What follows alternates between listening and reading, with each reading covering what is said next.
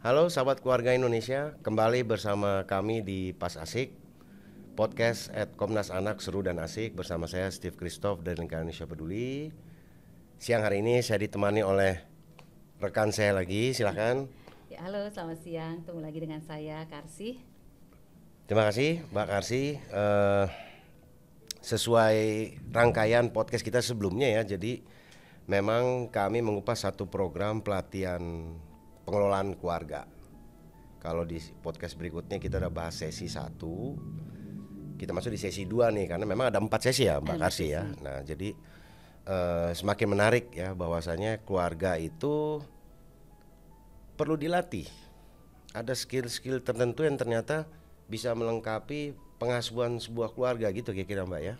Gitu. Nah, terutama yang sering kita dapat ya aduan lah ya. Maksudnya orang tua datang, ini anakku susah diatur. Gitu ya. Jadi sepertinya masalah instruksi nih, Mbak. Instruksi kadang-kadang ada orang tua yang ketika memberikan perintah itu seakan-akan anak ini udah harus paham. Contoh misalnya kan yang gampang, rapiin kamar. Ya rapiin kamarnya yang mana? Kira-kira begitu ya Mbak? Iya. Gitu ya. Nah itu menurut Mbak Karsi gimana? Apakah itu orang tua perlu dilatih ulang untuk memberikan instruksi itu, atau memang sudah seharusnya anak langsung ngerti aja gitu? Oke, iya. Ya kan sering begitu ya?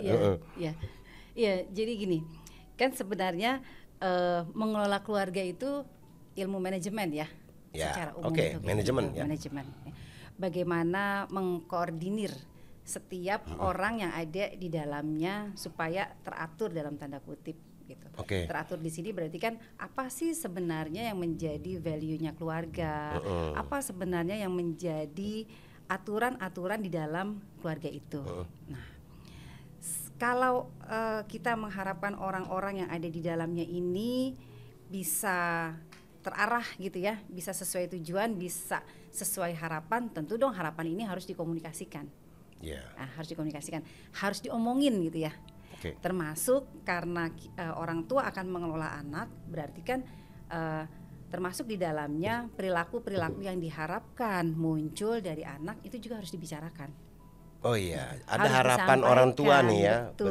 iya. Betul. Sehingga anak juga tahu apa yang sebenarnya diharapkan dari dia. Jadi dia akan melakukan sesuatu yang memang gitu. Bisa jadi dia nggak paham, Iya. gitu. Karena apa yang diharapkan orang tua standarnya beda dengan apa yang ditangkap oleh anak Iya. atau yang dipersepsikan oleh anak. Maka itu Betul. harus dibicarakan, disampaikan. Oke. Ya apalagi program ini kan sekarang turun ya. 8 sampai 12 nih. Iya. Kalau awalnya kan cuma 12 tahun nih. Iya. Ini kan Di usia pra-remaja iya, ya ini umur ya. anggaplah umur 8 nih kita bahas nih. Itu kan juga SD lagi ngeraba tuh, mungkin kelas 4, kelas 3 tuh lagi ngeraba juga tuh ya. Fungsi dia di dalam keluarga seperti apa? Kayak tadi Mbak Karsi highlight kan, ini semacam manajemen. Kalau manajemen kan, kalau perusahaan si direktur fungsinya apa? Ya. Sampai Yang paling bawah. office boy nih, messenger fungsinya apa? Karena kalau nggak fungsinya tidak berjalan, ya organisasi itu tidak berfungsi. Iya, betul. Gitu kira-kira ya. Jadi Iya. Analoginya kayak gitu. iya, jadi orang tua memang harus instruksinya juga jelas gitu ya, harapannya jelas. Iya. Kaitannya sama value tadi ya, kita pengen jadi keluarga yang religius misalnya. Berarti kan dari mulai fungsi si orang tua membina anak-anaknya melaksanakan ibadah dan lain kan juga harus jelas. Misalnya kayak saya dulu sering gereja, mau ngapain gereja gitu kan? Akhirnya cari tahu sendiri. Oh di gereja ini yang dibikin, mungkin yang sholat juga begitu. Jumatan, ngapain Jumatan gitu ya. Jadi instruksinya juga harus jelas gitu ya. Iya. Harapannya harus Disampaikan ya. Disampaikan. Bisa nggak begini Mbak Karsi? Misalnya anak nih ngelawan, bukan ngelawan ya, tapi dia nggak ngerti-ngerti kan? Enggak, karena gini, kalau kamar kamu rapi, kan kamu juga yang enak. Begitu kira-kira nggak sih? Emosionalnya perlu nggak dikeluarin? Kamu kan jadi nyaman tidur, Ya, nyaman bisa belajar, disampaikan gitu begitu, kan? Bisa. Tapi yang dimaksud rapi dalam standarnya orang tua ya, Iya. dalam perspektifnya orang tua, rapi itu kayak gimana? Iya. Nah, itu konkretnya harus disampaikan ke anak. Oke. Apakah misalnya orang tua lihat kalau anaknya habis mandi itu handuk ada di tempat tidur misalnya. Iya, dilempar gitu aja gitu ya. Iya. Itu kan sebenarnya yang bermasalah cuma soal bagaimana dia meletakkan handuk. Iya. Tapi kan orang tua akan melihatnya secara general, Iya, kamarnya iya. berantakan. Padahal yang harus diperbaiki, kalau kamu habis mandi, handuk harus selalu dijemur misalnya, Iya, supaya iya. dia nggak lembab. Iya, Ini kamu dan nyaman ini. lagi pakainya. Nah, Iya. seperti itu. Jadi yang harus diperbaiki spesifik gitu. Apa yang harus dilakukan harus spesifik disampaikan. Oke. Gitu. Walaupun terkesan capek nih orang tua ya, masa harus jelasin sampai ke situ? Ya kan gitu kan? Ya dia harus ngerti dong, handuk tuh dijemur karena dia habis pakai. Ya, masuk sih. Jadi maksudnya instruksinya memang menjelaskan harapan, value dan dampaknya apa. Ya, Kalau ya. si anak ngikutin instruksi itu, gitu Betul. kira-kira ya? Ya. Oke. Jadi infonya jelas. And kalau bisa orang tua tidak berasumsi Ya, bahwasanya enggak, anak ini pasti tahu.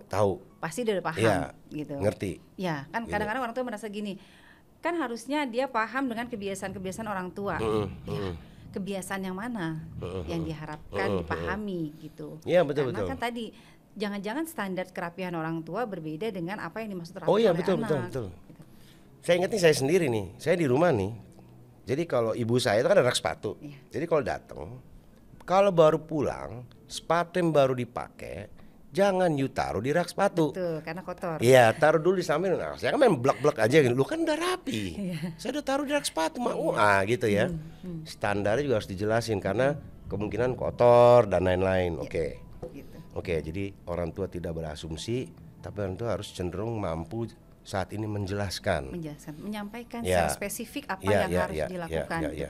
Kesannya kok kayaknya detail banget ya. Memang kalau kita bicara tentang pembentukan pola perilaku, ya memang harus begitu. Iya. Perilaku apa yang mau kita bentuk, itu yang kita sampaikan secara detail, caranya gimana sampai perilaku itu terbentuk. Ya harus mau kita juga mengingatkan secara konsisten gitu ya. Kayaknya diulang-ulang, yang memang harus diulang karena kan membentuk perilaku itu proses. Betul. Gitu. Apalagi ini masih masa pertumbuhan kan. Ya. Kan karena juga anak gitu. Dapat arahan, nggak jelas arahannya apa. Kenapa harus taruh sepatu di rak sebelah kanan? Kenapa nggak di atas? Kan gitu ya. Standar orang tua nih. Betul. Cuma karena cenderung tidak tersampaikan bahwasanya ini masalah higienis. Kamu dari luar, sepatu mungkin bawa kuman, bla bla bla gitu ya. Atau orang tua berharap gini. Iya itu. Orang tua berharap, bener. Terus orang tua kan berharap gini. Harusnya punya kesadaran. Itu standarnya orang tua. Sementara yang sedang dihadapi adalah anak dengan rentang usia 8 sampai 12 tahun. Gitu. Iya. Dimana kalau dia melakukan sesuatu itu kan perlu semacam reward, kemudian kayak dipuji, supaya besok diulang lagi. Gitu. Sampai perilaku itu menjadi menetap pada dirinya. Kemudian kita alihkan pada perilaku apa lagi yang mau kita bentuk. Betul. Gitu. Ya ini kan contoh aja tadi ya, maksudnya. Iya. Ini karena saya nih masalah sepatu zaman dulu tuh ribetnya. Sepatu salah taruh aja, satu yang kanan di kiri itu ibu saya komplain tuh. Sepatu taruhnya begini gitu. Kenapa? Kan kita ngelihatnya apa sih yang penting kan ditaruh. Nah, ibu saya menjelaskan, enggak, kalau ditaruh gini kan kamu pakainya juga enak. Langsung kanan, langsung kiri masuk. Gitulah kira-kira. Terus buka talinya yang bener, jangan asal-asalan. Jadi kamu pakainya juga mudah ya. Benar juga. Jadi instruksi yang jelas, informasinya jelas. Terus kalau dilakukan dengan sesuai harapan ada pujiannya lah. Gitu ya. Kadang-kadang betul orang Indonesia nih cenderung susah muji. Kalau gibah jago. Lihat yang jelek-jelek jago nih masyarakat kita. Itu satu fakta. Ya, saling memuji itu sulit. Gitu ya. Kayak waktu melatihkan ini ke beberapa keluarga, kita dari 2019 ya. Memuji itu salah satu yang sulit. Kalau menurut saya untuk orang tua memuji, ya itu kan tugas anak kok gitu. Sebenarnya gini Bang Sif, kalau kita tarik gitu ya akar persoalannya, kita itu cenderung sulit mengekspresikan setiap perasaan. Iya, gitu.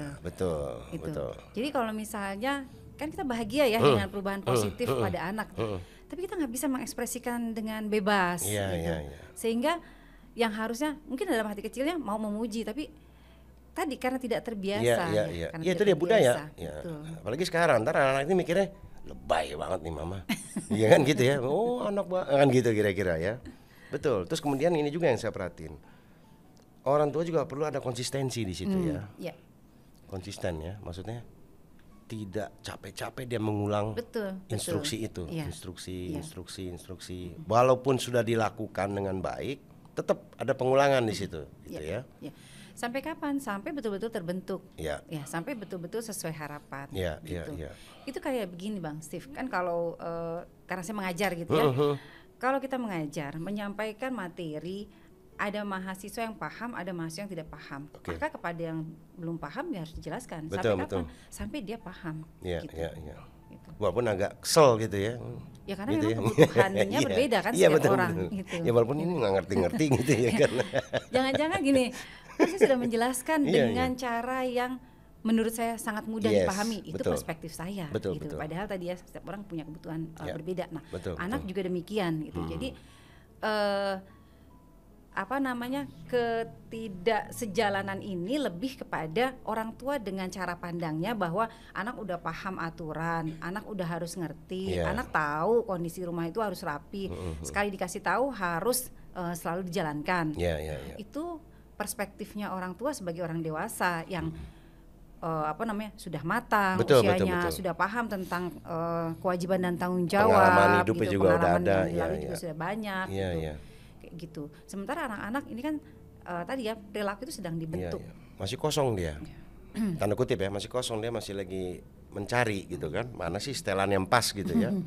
Iya, apalagi kalau sudah ada misalnya keluarga ini bertiga. Mulai ada di compare. Lihat dong. Kakak kamu. Nah, itu juga backfire, kontraproduktif juga ternyata. Tuh kakak kamu bisa. Ya dong adik kamu ngerti, kamu yang jadi kakak kok nggak ngerti ya kayak gitu ya. Padahal kemungkinan ya itu tadi ya Mbak Karsi bilang ya, orang tua juga harus mampu menyesuaikan nih. Kalau anak pertama sepertinya instruksi dengan cara A, dia paham. Tapi kalau yang B nih, saya mesti beda caranya gitu ya. Nggak bisa digeneralisasi juga gitu ya. Iya, setiap anak kan punya karakteristik yang beda. Betul. Dan tadi ya, ketika orang tua mulai membandingkan, itu bukan cuma perilaku yang diharapkan tidak terbentuk, tapi sebenarnya secara psikologis meninggalkan luka ya sama anak. Betul. Jadi seakan-akan saya worthless nih. Karena si kakak mulu, misalnya yang bagus nih si kakak misalnya gitu ya kan. Iya. Selain itu kan dalam jangka waktu yang panjang ya, dia merasa unlovable ya. Orang tuanya kayaknya aku salah terus ya. Kayaknya aku nggak disayang deh. Iya. Dan kadang-kadang orang tua juga suka nyerah di situ. Dia tidak mencoba bertransformasi nih. Emang batu yang satu itu. Udah saya fokusnya emang ini aja. Gitu. Ada juga saya pernah nemuin kayak gitu. Kalau dia dari dulu dari kecil nakal, susah dibilangin. Padahal sebenarnya dengan pelatihan ini kan kita memberikan satu gambaran dalam diskusi itu. Ini kebutuhan beda-beda. Dan konsistensi ini juga harus tetap walaupun kebutuhannya beda-beda. Untuk si anak pertama tetap konsisten, mungkin dia dengan 2-3 kali ngomong dia paham. Anak kedua mesti 7 kali ngomong baru paham. Anak bontot nih karena manja nggak paham. Tapi harus tetap konsisten gitu ya. Kunci berikutnya tadi ya, konsisten. Iya, konsisten ya. Karena juga ada orang tua kadang-kadang begitu kan, di tengah kesibukan yang ada lewat konsistensi dengan jalan. Cuma kemudian ketika anak itu bikin masalah, konsistennya dimarahnya. Gimana sih kamu memang nggak? Nah akhirnya yang kemarin sempat dia bikin bagus, luntur tuh Mbak Karsi. Seakan-akan nih anak nggak berada baiknya. Nah gitu kan, jadi emang ya menarik, gampang-gampang susah. Terus kemudian juga ada, saya perhatikan ini yang menarik dari program ini juga ada sesuai umur nih. Pendekatan sesuai umur. Ya. Terus sampai ada diarahkan bikin kontrak perilaku. Itu gimana Mbak Karsi? Mbak Karsi lihat nih kontrak perilaku. Iya, jadi gini, kan tadi ya penerapan disiplin, kemudian pembentukan perilaku tertentu dan cara-caranya itu memang harus disesuaikan dengan usia anak. Gitu. Usia perkembangan mereka. Kenapa? Karena tadi apa yang mereka lakukan tentu berbeda harapannya dengan apa yang bisa dilakukan oleh kelompok usia di atas atau di bawahnya. Itu yang pertama. Kemudian kemampuan berpikir, koordinasi motorik, tentu itu juga harus menjadi pertimbangan tuh. Kalau misalnya orang tua berharap anaknya bisa mengikat sepatu dengan baik gitu ya, sementara dia masih kelas 2 SD.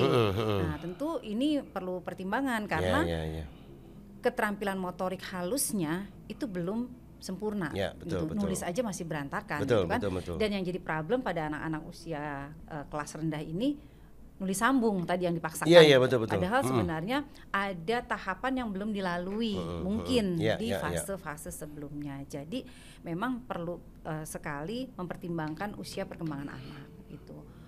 Pendekatan-pendekatan apa yang cocok untuk usia tersebut. Tentu kalau anak-anak usia SD, maka ketika kita ingin membentuk perilaku, ketika perilaku itu muncul, pujian itu sangat penting. Iya. Gitu. SD ya? SD. Dipuji ya. Dipuji. Oke. Sebagai bentuk penguatan. Jadi ada stimulus, ada respon. Betul. Begitu responnya, begitu dia aksinya positif, kemudian diberikan reward. Muncul lagi positif, reward lagi. Sampai akhirnya sedikit demi sedikit itu bisa dilepas gitu ya.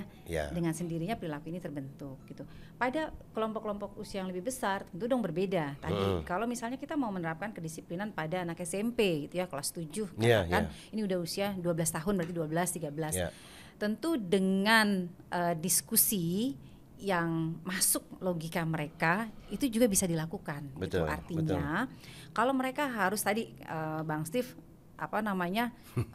kasih pengalaman waktu kecil gitu ya, maminya suka marah terus soal sepatu. Gitu. Pada anak SD ini kan nggak paham ya, tapi ketika anak ini sudah beranjak SMP kan bisa dikasih pengertian bahwa kan kalau dari mana-mana sangat mungkin kita nginjek apa-apa tuh di jalan gitu ya. Jadi sepatu itu sangat mungkin dalam kondisi, bukan sangat mungkin, memang kotor, kan? Alasnya memang kotor. Maka dia nggak bisa dicampur dengan sepatu-sepatu lainnya di dalam rak karena rak itu tertutup. Maka kemungkinannya akan begini. Nah, pada anak-anak yang lebih besar karena kemampuan berpikirnya juga udah lebih berkembang, secara itu kognitif bisa udah lebih disampaikan. Gitu. Jadi pendekatan-pendekatannya berbeda. Gitu. Betul. Setuju tuh. Ya, kalau pada anak kecil ya langsung misalnya kita berharap dia nggak meletakkan di situ, ya langsung kalau dari mana-mana sepatunya taruhnya di sini dulu. Gitu. Jangan dicampur. Begitu. Betul. Gitu. Penjelasannya sampai di situ ya. Iya. Oke. Gitu. Nah, kalau kaitan sama kontrak perilaku itu tuh. Iya. Tadi kan gini, kan sangat mungkin orang tua menghadapi perilaku sulit ya pada anak. Perilaku sulit pada anak. Artinya kan berarti orang tua punya tantangan gimana anak ini bisa melakukan sesuatu sesuai keinginan, bukan sesuai keinginan ya, apa yang diharapkan gitu ya. Betul. Apa yang diharapkan, apa yang benar, apa yang tepat. Sesuai nilai keluarga itu ya. Maka target perilakunya harus dijelaskan dulu. Oke. Gitu ya. Contohnya yang paling banyak jadi keluhan orang tua, contohnya gini deh, jam belajar. Jam belajar. Orang tua berharap anaknya sekitar jam 19 sampai jam ya kira-kira 1 jam lah ya. Jam 7 malam sampai jam 8 malam nggak pegang HP dulu, tapi belajar. Jadi bukannya orang tua marah ketika anak pegang HP, tapi disampaikan bahwa jam 7 sampai jam 8 kamu belajar waktunya. Bisa mengulang pelajaran, bisa mengerjakan PR, misalnya bisa latihan soal atau apapun, tapi aktivitasnya bersama buku atau apa, gitu ya. Nah, baru setelah itu boleh main HP lagi, tapi sampai jam sekian. Gitu. Itu harus jelas tuh, Bang Steve, target perilakunya apa, cara mencapainya seperti apa, harus dijelaskan.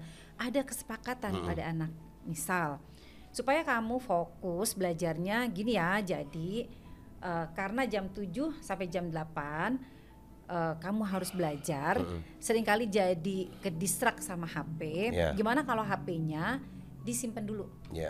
Misalnya orang tua yang megang gitu diambil dulu ya, tapi nanti jam 8 dikasih lagi. Disepakati begitu, itu bisa dilakukan. Itu yang dituangkan dalam form kontrak itu ya. Bisa nggak dilakukan? Bisa. Anak akan melakukan perlawanan nggak? Sangat mungkin. Tapi tadi karena kita punya target, maka disampaikan, dikasih tahu, kan bukan dia tidak boleh main HP. Cuma di jam itu ada aktivitas lain yang perlu dia lakukan. Balik lagi tadi ya, manajemen tadi ya. Kita mengelola kehidupan kesehariannya dia, main sepeda sore, mandi, maghrib, sholat, makan, belajar. Gitu. Habis belajar baru main HP misalnya sampai jam 9 misalnya ya, bisa nonton TV bentar, tidur misalnya gitu ya. Karena kan memang mengelola schedule ini keterampilan. yang harus Ya dilatihkan. kita aja kadang sulit suka loncat-loncat gitu ya Iya, kan. yang konsisten gitu kan. Iya, nah jadi memang harus diinstal dari dini, setuju tuh. Gitu. Jadi itu ya gunanya ada salah satunya ya kontrak Iya, perilaku iya. itu ya. Jadi sebenarnya itu tuh lebih kepada kesepakatan gitu Iya, ya, iya. kesepakatan, tapi harus dilakukan secara konsisten. Ketika tadi ya orang tuanya kan mau mencoba melakukan itu, kemudian besoknya anaknya tanpa pengawasan, ya anaknya merasa bisa nih. Jadi Iya, anak iya, juga iya. akan Iya. dalam tanda kutip curi-curi. Iya, gitu. betul. Gitu ya. Karena memang perilaku itu ada. Gitu, misalnya pernah nih ada pertanyaan. Jadi diskusinya tuh anak jangan disangka masih kecil nggak bisa bohong. Bisa, karena perilaku itu memang udah ada, gitu kan. Misalnya tadi udah belajar apa belum? Daripada diomelin kena Indonesia Raya dari mamanya, udah. Ya, dan ibunya karena nggak konsisten. Tadi kan sering kayak gitu tuh luput. Iya. Bener ya? Udah ya? Ya udah. Oke, tanpa dicek. Betul. Nah, karena nih anak cari, akhirnya orang tua tuh, oh iya benar juga ya bro, iya itu terjadi. Jangan dianggap anak kecil ini tidak punya kemampuan manipulatif, punya. Kan gitu, kira-kira kan gitu ya. Dan itu normal loh, normal. Makanya keluarga harus, orang tuh harus aware, melatihkan itu gitu loh. Iya. Ya. Kalau saya melihatnya begini Bang Steve, saya tidak menggunakan istilah berbohong atau apa gitu ya, tapi saya lebih melihatnya sebagai bentuk pertahanan diri. Iya. Kan dia akan menghindari sesuatu yang tidak menyenangkan, Iya, apa konflik omelan lah. orang Iya, tua konflik, gitu. Jadi iya. apa ya, kayak mekanisme pertahanan diri. Iya, Akhirnya iya. dia, oh sudah. Iya. Sudah, benar udah. Nah, artinya kan berarti kan ada fase yang terlewati, Iya, controlling. iya, ya. itu dia. Ada target, diharapkan Iya. dilakukan tapi nggak ada kontrol. Iya, betul. Akhirnya targetnya Betul. tidak tercapai. Jadi Iya. ketika anak tidak tercapai melakukan sesuatu, jangan-jangan yang salah bukan anaknya. Tidak ada sistem kontrol dari Iya. orang tua. Balik gitu. lagi tadi ya, orang tuh suka berasumsi. Ini udah bikin Sudah instruksi ada udah jelas, kesepakatan, anak tinggal melakukan. Iya, tapi dia tidak controlling. Iya, Ya itu dia, karena orang tua itu dia suka nganggap anak-anak umur segitu nggak mungkin manipulatif. Kata siapa? Ada. Dan itu kan konteksnya positif.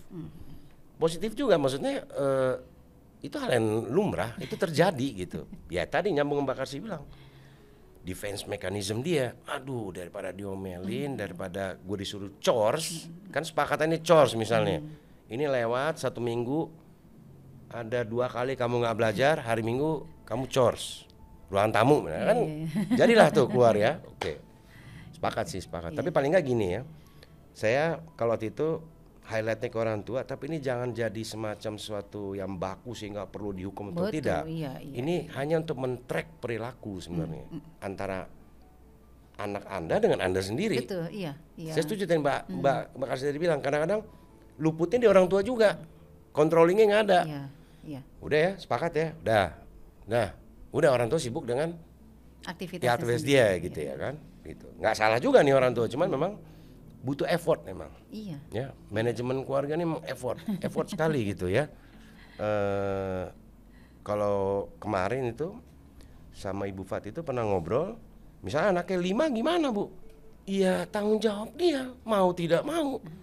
Memberikan perhatian Iya, yang ke 5 karakter yang berbeda gitu. Oh iya, ya betul juga gitu. Jadi memang butuh effort, betul. Iya. Gitu ya itu. Ya makanya menurut saya nih keluarga Indonesia kalau dapat program ini memberuntung. Paling enggak kita nggak ngajarin, tapi kita kan mencoba melengkapi nih skill yang ada di keluarga tersebut. Gitu kan, kalau kita ngajarin juga nggak mungkin lah gitu. Ini cuma 4 kali ketemu, tapi bisa menjadi satu suplemen lah. Suplemen dia untuk memanage apa tadi? Manajemen keluarga ya. Kita ganti aja lah namanya, jangan tahanan keluarga. Iya benar. Manajemen keluarga. Iya benar. Kan lebih menarik ya. Gitu ya. Orang lebih tertarik kalau ketahanan kayaknya, ketahanan. Ini mau main apa nih? Mau main baris-baris nih ketahanan gitu ya. Oke, makasih. Jadi itu untuk sesi orang tua ya. Nah, anak. Kalau sesi anak juga menarik. Saya ngelihatnya karena terkait dengan stres kan. Ya, di sesi 2 ini fokusnya pada bagaimana anak mengenali stres, mengenali stres dan mengelola stres pada dirinya. Kalau di saya, karena kebetulan di prevention ini kan kita coba memfilter perilaku itu kan sekarang banyak generasi muda kita ini terbiasa self diagnose itu, dan itu bahaya sekali. Saya pernah punya klien gitu ya, dia menggunakan obat daftar G gitu. gitu ya. Dengan asumsi dia, saya depresi. Nanyanya di Google. Keluar dong, halo dokter. Saya bukan salahin halo dokter, bukan. Itu memang akuntabilitas publik dia. Oh, kalau sakit ini obatnya ini. Nah, dia lihatlah tuh. Oh, dia belilah di warung gelap. Jadilah ketergantungan. Nah, saya lihat di situ banyak anak-anak ini nggak paham bedanya stres dengan depresi tadi. Apalagi sekarang kan kayak Mbak Karsi bilang kan, semua isunya mental health. Cemas aja langsung, wah kayaknya saya bipolar. Wah kayaknya saya anxiety ini kan gitu ya kan. Padahal kan ini harus dikonsultasikan dulu. Betul. Bukan tanya Google, anak sekarang kan gitu ya. Kayak apalagi kemarin saya lihat ada berita anak ini sharing di ChatGPT itu. Akhirnya bunuh diri. Gitu kan. Apalagi sekarang anak sekarang lebih terconnected with internet itu. Nah jadi memang keluarga harus bisa lebih aware menjelaskan itu. Misalnya anak stres nih mau ujian gitu kan. Ini ya maksudnya kan. Orang tuh udah tahu nih. Ini mau ujian nih. Ini pasti anak saya ini akan kewalahan. Artinya bawelnya orang tua juga ketika masa mau ujian sebisa mungkin disesuaikan juga. Kan gitu kira-kira ya. Karena karena banyak terjadi kayak gitu. Saya memotret situasi itu ya ketika mengelola program gitu ya. Jadi orang tua malah makin kenceng ininya. Chores rumah harus jalan, harus rapi dan ingat belajar, kamu mau ujian gitu. Padahal sebenarnya harus ada penyesuaian. Nah, stres itulah yang anak ini nggak paham. Nah, menurut Bu Karsi? Ya, di sesi 2 ini, di sesi anak ya terutama. Anaknya ini sesi anak. Iya, di sesi anak itu penekanannya adalah pada dia paham gitu ya? Ya, kemampuan anak untuk memahami. Pertama ini, dia harus paham dulu stres itu apa sih? Iya, betul. Gitu. Kemudian dia akan supaya dia aware dengan kondisi dirinya. Ternyata kalau orang stres sebenarnya muncul berbagai gejala yang bisa dikenali. Betul. Entah itu dari tubuh, jadi deg-degan misalnya, jadi susah tidur, jadi maunya makan terus atau sebaliknya, kemudian marah-marah dan sebagainya gitu. Kemudian yang juga dibantu di sini adalah kalau dia sedang merasa tidak nyaman, dia coba kenali ketidaknyamanan itu sebenarnya bersumber atau faktornya apa sih gitu. Apakah ada sesuatu yang dia alami di sekolah atau ada sesuatu yang terjadi di rumah atau dia mengalami sesuatu dengan teman sepermainannya. Gitu di lingkungan di luar rumah di itu ya seperti itu. Itu yang dicoba dilatihkan kepada anak sehingga kalau dia tahu dia ada dalam kondisi yang tidak baik tadi ya, kurang nyaman, maka hal-hal apa sih yang sebenarnya bisa dilakukan. Gitu Bang Steve. Ini tuh tadi ya kaitannya dengan yang Bang Steve sampaikan. Orang jadi mudah mendiagnosa dirinya sendiri. Ya, kalau kita lihat konten-konten di sosial media itu kan banyak menyajikan informasi tentang seputar kesehatan mental ya. Ini sebenarnya baik konten ini supaya setiap orang aware bahwa tadi ya isu tentang kesehatan mental memang benar adanya. Kondisi ini memang bisa terjadi pada setiap orang, kondisi tidak sehat itu bisa terjadi pada setiap orang. Itu bagus. Tapi yang perlu juga dibekali pada anak adalah literasi media gitu ya. Dan keterampilan berpikir kritis. Artinya dia paham bahwa ini adalah informasi-informasi yang disajikan supaya kita paham, bukan untuk mendiagnosa diri gitu. Karena biasanya pada konten-konten itu juga disampaikan tuh oleh konten kreatornya, disclaimer ini adalah sebuah konten untuk menanam, misalnya untuk awareness ya. Tapi tidak untuk diagnosa diri. Jika Anda, biasanya di bawahnya tuh di bagian akhir tuh ada ya. Jika Anda merasa bla bla bla, maka segera konsultasikan kepada ahli. Gitu. Ya, ada yang seperti itu. Tapi ada juga cuma sepotong-sepotong informasinya. Ya, udah kita dibungkus kontennya agak-agak semi lucu gitu ya kan. Nah ini nih yang kadang-kadang saya nggak bilang salah-salah, bukan. Tapi kalau boleh itu dilengkapin, gitu kan. Karena bahaya sekali karena anak sekarang kan. Dia hidupnya very terconnected with internet ini, gitu. Jadi satu sisi setuju, Mbak Karsi bilang bahwasanya mereka bisa saja dari konten-konten itu stres tuh ini gitu. Tapi harus ada disclaimer tadi. Betul. Ya.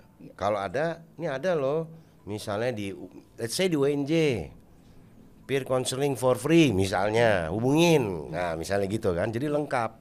Karena banyak juga informasi ini kan sepotong-sepotong nih. Nah, itu yang bahaya. Jadi maksud saya tetap kita balikin lagi nih ke keluarga bahwasanya orang tua harus mampu menjelaskan itu.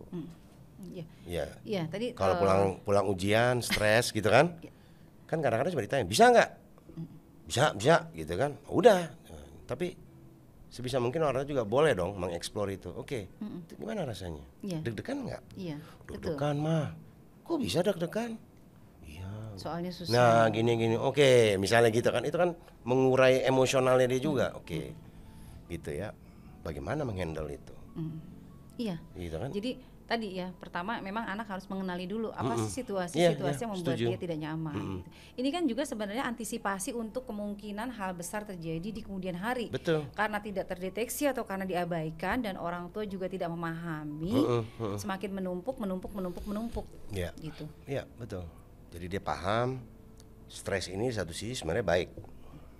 Tandanya kita hidup tuh ada stres gitu ya. Bahwasanya stres itu bagian dari dinamika kehidupan. Kerangka kita berpikir. Itu otak kita lagi nyari mengolah segala data dan informasi yang ada untuk cari solusi. Betul. Stres nih. Yang nggak boleh itu sampai depresi kan gitu ya. Jadi kalau kamu bilang stres, nak, sah-sah aja. Cuman apa dulu gitu ya. Berarti kan gitu maksudnya Mbak Karsi ya. Kenapa kamu bisa bilang kamu stres?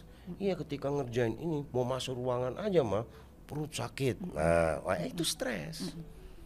Kemudian dikasih tahu tuh cara-caranya. Nah, di sesi ini tadi setelah dia mengenali apa sih reaksi-reaksi tubuh yang biasanya muncul gitu yang biasanya dia rasakan ketika dia ada dalam situasi nggak nyaman. Betul. Kemudian dia kenali penyebabnya apa, lalu dilatih cara-cara menanganinya yang simpel gitu yang sesuai dengan anak usia ini. Karena kan nggak cuma ujian ya. Kalau kita lihat anak-anak, let's say SMP gitu ya, kelas 1 misalnya kan, dari gaya potongan rambut, ya kan, penampilan itu udah jadi masalah tuh kadang-kadang, gitu ya. Sehingga pula memang kita perlu juga tuh check and balance sama anak tuh. Kamu dicukur rambutnya, teman-teman bilang apa misalnya gitu kan? Ah, kesel mah, nggak mau lagi begini mah. Wah ya sudah, berarti bulan depan kalau cukur rambut ya udah ikutin maunya misalnya, misal gitu ya. Perubahan fisik yang dia alami, dia merasa berbeda sama temannya. Ya kan itu juga ya bisa jadi bagian bully nanti tuh kan gitu ya. Sekarang kan jadi masalah gitu. Iya. Kok lu kecil-kecil lo kumisan misalnya gitu kan. Oh tua lu, oh sedih deh gitu ya kan. Nah kan ada yang kayak gitu. Termasuk standar tubuh ideal yang dibentuk oleh media sosial. Itu kan juga membuat orang stres gitu ya. Remaja terutama dia menjadi insecure, gak percaya diri gitu. Jadi saya setuju tadi untuk salah satu menjelaskan tentang penyebab stres itu juga ya literasi digital tadi ya. Bahwasanya apapun yang kamu lihat di media sosial memang dibungkus supaya terlihat perfect, terlihat sempurna, gitu ya. Dan ya itu cuman acuan aja, tapi bukan berarti kamu harus mentransformasikan diri kamu jadi seperti itu, gitu kan? Ya setuju. Seperti itu. Ya jadi stres itu apa? Bagaimana stres itu terjadi? Kira-kira apa yang kamu rasakan, ya kan? Terus ngatasinnya seperti apa secara sehat, ya olahraga kah? Mungkin ngobrol, ya. Curhat atau curhat, apa kalau merasa gitu. Cukup marah tuh ngobrol, jangan kamu diem. Ngobrol. Ada aktivitas untuk meluapkan, mengekspresikan mengekspresikan. Betul. Setuju tuh. Gitu. Ya. Terus kemudian anak harus juga, ini kan konteks orang tua ya. Kita paham stresnya anak nih. Ya. Tapi kan kalau di sisi anak juga saya lihat kita ajarin, bukan ajarin nih, kita latih. Dia paham juga tuh memotret ketika orang tuanya stres. Betul. Gitu ya kan sering terjadi juga komunikasi, orang tua baru pulang, baru taruh tas, anak udah main datang aja. Mah tadi begini, wah pecah kepala orang tua ya kan, akhirnya jadilah konflik yang nggak perlu. Nah jadi memang perlu juga anak paham nih orang tua stresnya tuh seperti apa. Gitu. Yang jadi pertanyaan buat saya itu gini kadang-kadang, di umur ini apa emang udah bisa ya Mbak? Di umur antara 8, let's say 12 deh. Emang udah mampu tuh ya? Dia memotret, oh ini mama saya lagi nggak, oh papa saya lagi nggak oke nih. Mendingan saya jangan ngomong dulu gitu maksudnya. Iya, ini kan sebenarnya jadi satu set keterampilan gitu ya. ada yang disebut dengan literasi emosi, Bang Steve. Literasi emosi itu kita tahu penamaan ya, labeling. Jadi kalau kita lagi merasa begini, oh saya sedang sedih ini, oh saya sedang kecewa, oh saya sedang marah. Dia tahu dulu tuh nama perasaannya. Nah, berikutnya adalah yang menjadi bagian dari keterampilan ini, kalau dia tahu dia sedang kecewa, dia marah, dia sedih atau apapun, dia tahu namanya tadi, dia bisa mengekspresikan, gitu ya, dengan cara-cara yang tentunya tepat. Nah, harapannya kalau dia tahu dia dengan ciri demikian dia sedang apa dan gimana caranya, itu jadi modal untuk memahami emosinya orang lain, gitu. Dari apa? Dari ekspresi yang ditampilkan, gitu. Nah, pemahaman yang dia peroleh untuk dirinya itu jadi frame bagaimana dia memperlakukan orang lain, gitu. Artinya, kok kayaknya diam aja, kemarin enggak, apa jangan-jangan lagi sedih? Oh kalau lagi sedih, saya tuh begini, kalau lagi sedih maunya nggak usah ditanya dulu, berarti gitu. Jadi pemahaman tentang emosi diri juga menjadi keterampilan dia untuk memahami emosi orang dan untuk berespon secara tepat. Betul. Itu. Ya. Jadi dia itu bisa paham dilatih, ya. Itu bisa dilatih. Nah, dalam hal ini anak juga akan dilatih gini, karena tadi anak diminta untuk mengenali gitu ya, apa sih yang membuat dia stres di sekolah, ulangan, pelajaran susah, guru galak misalnya, atau teman ngebully, kemudian aktivitas banyak, PR numpuk misal. Kalau di rumah apa? Dia coba kenali juga tuh, apa sih yang membuat dia nggak nyaman di rumah? Orang tua ngomel, dibebankan dengan tanggung jawab di rumah, terus apalagi orang tua berkonflik misal, terus dan lain-lain itu ya. Nah, ini kan sebenarnya cara dalam sesi latihan ini, cara untuk melatih anak mengenali bahwa setiap orang bisa ada dalam situasi nggak nyaman, gitu. Artinya kalau dia mengalami hal-hal yang tidak nyaman, orang di sekelilingnya juga bisa mengalami hal serupa, gitu. Jadi kalau anak ditanya gitu ya, di rumah ya orang tua ngomel terus, nanti dia akan belajar untuk melihat sebenarnya ketika orang tua ngomel apa ya yang menjadi fokusnya orang tua, gitu. Apakah misalnya anak susah diatur atau apa? Nah, dari situ nanti dia juga belajar. Ternyata sebenarnya orang tua saya juga dalam kondisi stres pada saat itu, gitu. Ketika perilaku saya orang tua saya ini nggak cenderung, tapi ketika saya ada banyak masalah, orang tua saya cenderung misalnya kalau dia lihat ibu saya kalau stres atau marah diem aja, jadi dia paham itu maksudnya ya. Karena memang menarik, karena ketika nanti loncat ke sesi keluarga nih, kan sesi anak cuma itu aja. Begitu masuknya kan di situ di diskusi dan permainan pelatihannya itu kan saling mengenali stres. Anak tahu, stres orang tua, orang tua mengenali stres anak. Orang tua akhirnya jadi tahu, aware. Kalau udah ujian nih anak saya nih udah nih uring-uringan.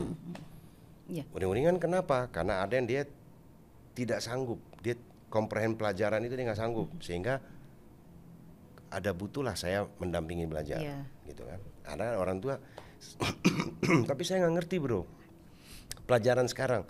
Walaupun nggak ngerti, tapi Anda sebagai orang tua dampingin aja. Itu kan nambah pede anak, gitu ya kan. Waktu dia belajar, ini dia bayangkan udah nggak ngerti apa-apa, nggak pernah ada yang dampingin, gitu. Udah gitu ujiannya jelek, abis dimaki-maki. Nah kan gitu kira-kira. Nah begitu juga ketika orang tua, anak lucunya gitu saya. Akhirnya di satu sesi itu anak bisa begini. Ya jadi gimana? Ya jadi sekarang saya tahunya gini, Om. Pokoknya kalau tanggal 29.30 saya udah tahu tuh. Saya jangan minta apa-apa. Kenapa emang? Ya itu kan papa belum gajian. Pokoknya 29.30 ini mama uring-uringan di rumah. Tiap saya ngomong jadi berantem. Tapi buat saya jadi walaupun lucu kita dengerin, tapi anak ini tuh akhirnya paham. Oh orang tua juga ada stresnya. Bukan dia nggak mau ngasih, tapi ini ibu bingung ngejawabnya ketika kamu minta, duitnya belum ada. Gitu kan. Nah, karena si papa kebetulan belum gajian gitu. Sampai ada yang ngomong seperti itu tuh saya dengerinnya. Oke nih gitu. Jadi di sesi anak, di sesi anak tuh ada aktivitas anak kayak apa namanya menuliskan, menuliskan apa sih yang menjadi tanggung jawabnya orang tua. Betul. Misalnya gitu ya, bekerja, bayar uang sekolah, menjaga anaknya dan sebagainya, memasukkan rumah rapi dan sebagainya. Nah dari situ anak jadi melihat bahwa sebenarnya tanggung jawab orang tua ini itu bisa menjadi sumber stres ketika betul. ada hambatan ya dalam pemenuhannya. Tadi misalnya harus kasih uang jajan ke anak setiap hari, sementara di kondisi-kondisi tertentu orang tua nggak punya uang misalnya, itu menimbulkan stres. Atau pasangannya tidak bekerja atau apa gitu. Jadi, itu dia. Jadi memang cakep sekali ini program. Ini dasar untuk masuk ke sesi keluarga. Gitu. Kan di keluarga juga ya tinggal itu. Saya ingat tuh kayak permainan termometer gitu kan. Misalnya kalau ujian menurut ibunya tingkat stresnya level apa. Begitupun si anak, ketika anak sering pulang terlambat atau pulang belum ngasih kabar ke rumah, tingkat stres orang tua. Ya, mama kira stresnya seperti apa kan gitu ya. Jadi emang menarik. Jadi maksudnya kalau kita boleh simpulin, sesi 2 ini dari mulai instruksi yang efektif tadi, gitu ya. Ini juga sebenarnya bisa mereduksi stres pada anak, karena anak jadi tahu. Dan stres pada orang tua. Iya, stres pada orang tua dan juga pada anak gitu kan. Oh iya, porsi saya ini dia tahu gitu. Yang diminta oleh orang tuanya tidak berlebihan, tidak membuat dia kewalahan. Begitupun orang tua. Dia juga merasa yakin instruksi yang disampaikan anaknya sanggup menjalani itu. Dan ekspektasinya juga sesuai. Kan kadang orang itu juga begitu kan. Kalau tidak sesuai umur kan ngasih perintah, kenapa dia nggak ngerti-ngerti ya bro? Ya baru umur 8 tahun pak. Umur 8 tahun bapak kasih instruksinya suruh bawa mobil, ya nggak bisa. Kira-kira begitu contoh. Kan sesuai umur lagi, sehingga ada kontrak perilaku dan lain-lain gitu ya. Mengenali stres itu juga penting ya, apalagi di masa ekonomi rises misalnya nih ya, kan banyak keluarga terdampak nih ya, suka tidak suka, dan itu sering jadi konflik di dalam keluarga. Cuma karena perkara memang produktivitasnya menurun nih gitu ya kan, orang tua pun ini setengah mati nih untuk memenuhi kebutuhan dasar aja nih gitu ya kan, sehingga anak juga perlu memahami itu. Orang tua paham, anak juga bisa memahami. Betul. Karena gini, kalau itu tidak ada sesi latihan itu, anak minta apa-apa nggak dikasih sama orang tuanya, anak akan berpersepsi gitu orang tua saya pelit banget. Apa-apa nggak dikasih. Padahal sebenarnya orang tua ada dalam kondisi yang terbatas. Gitu. Nah di sesi ini tadi jadi anak mengenali tanggung jawab orang tua apa, dan keluarga itu tadi itu bisa menimbulkan stres, terus itu jadi pengantar di sesi keluarga bahwa di sesi sebelumnya anak belajar tentang ini, orang tua belajar tentang ini, maka di situ tadi di sesi keluarga itu memang menarik ya, menarik. Jadi ternyata orang sumber stresnya misalnya tadi ya anak ujian menjadi salah satu sumber stres bagi anak, menyebab stres bagi anak. Orang tua diminta menebak ada di level berapa nih dari skala 0 sampai 10, jangan-jangan orang tua merasa kayaknya cuma 5 deh. Anak saya soalnya kelihatannya santai gitu. Kayaknya nggak ada masalah kalau lagi ujian, ditanya bisa gitu. Betul. Besok kira-kira gimana nilainya? Ya kayaknya nggak apa-apa gitu ya. Ternyata begitu ada di games ini orang tua menebak ada di level 5, kemudian anak ternyata merasanya sebenarnya dia ada di level 8. Orang tua, ternyata anak saya kalau lagi ujian. Betul. Gitu. Dia stres banget. Dan itu apa ya, saya suka di sesi keluarga terakhir itu, memang sesi 2 ini ya, itu ada orang tua yang seperti jadi aware gitu. Betul. Wah saya ini nggak kenal anak saya sama sekali, kira-kira begitulah. Gitu ya, karena dia nebaknya nggak fine aja, ternyata anaknya stresnya termasuk orang tua misalnya sumber stresnya tadi, penyebab stresnya anak pulangnya telat, gak ada kabar gitu. Terus anak menebak nih kayaknya 6. Kayak 6 soalnya pas pulang dimarahin sih tapi kayaknya nggak terlalu cemas sih kelihatannya gitu. Ternyata orang tua di level 9 karena berita-berita yang ada itu menyajikan informasi penculikan, pelecehan seksual di mana-mana, misalnya ini itu dan sebagainya, itu membuat orang tua semakin cemas. Nah, kita jadi melihat ternyata orang tua saya itu kan juga memunculkan kesadaran, berarti orang tua saya sebenarnya cemas banget ya sama saya, berarti orang tua saya sebenarnya sayang nih, gitu kan? Betul. Perhatian banget sama saya ternyata. Betul. Gitu. Oke. Hanya munculnya kan tadi begitu anak pulang, kemana aja nggak kasih kabar dan sebagainya, karena kemarahannya dulu itu dia, karena yang muncul itu dulu, marahnya dulu, sehingga yang anak tangkap itu, padahal sebenarnya tadi. Iya. Gitu di sesi ini tuh memang sangat menarik karena dinamika keluarga itu udah mulai Kelihatan ya, kelihatan. Kemudian anak dan orang tua sudah mulai lebih akrab ya, Betul, lebih cair. Dua-duanya tuh mulai kooperatif gitu. Ya, dan yang disajikan dalam program ini kebanyakan di rumah itu luput. Mereka jarang bahas itu. Jadi ketika ikut program ini baru, oh iya ya, ini hal ini ternyata hal mendasar. Iya, ini ternyata penting nih kita bahas nih gitu ya. Iya. Oke. Gitu. Menarik ya. Jadi ya itu sampai kita udah tutup sesi 2 gitu ya. Saya kira akan lebih menarik lagi nanti di sesi 3. Semoga keluarga Indonesia ya tetap penasaran dan kutip gitu ya, karena memang ini tidak mudah mengelola keluarga ini. Manajemen keluarga saya setuju. Saya mau usulin ganti deh. Iya, karena lebih apa ya? Kalau ketahanan keluarga kan seakan-akan mempertahankan diri gitu. Tapi kalau kontennya sebenarnya lebih kepada bagaimana mengelola keluarga, fungsi orang tua, fungsi anak gitu ya. Menarik. Makasih loh Mbak Karsy gitu untuk hari ini. Mungkin ada menyimpulkan sesuatu, kasih pesan. Oke, ya tadi ya. Tadi intinya adalah bagaimana fungsi-fungsi di dalam keluarga dan peran-peran setiap orang yang ada di dalamnya itu bisa berjalan, harus jelas gitu ya. Harus jelas apa yang harus dilakukan oleh setiap orang, harus dikomunikasikan gitu. Sehingga setiap orang juga tahu dia harus mencapai apa. Gitu. Dia fungsinya apa, gitu ya, tanggung jawabnya apa. Gitu. Sehingga keluarga dalam kata lain dia sebagai sebuah organisasi berjalan nih gitu ya. Baik Mbak Karsy, terima kasih untuk waktunya, jangan bosan-bosan. Ini di sesi 3 nanti lebih seru gitu ya. Iya, karena lebih seru gitu membahas tentang bagaimana anak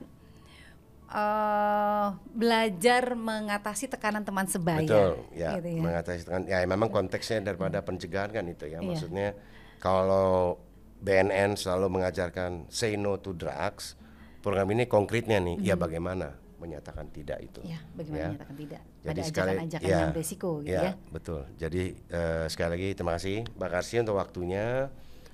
Kepada Komnas TV Anak juga yang selalu tidak capek-capek memfasilitasi edukasi kesehatan perilaku kami juga ucapkan terima kasih.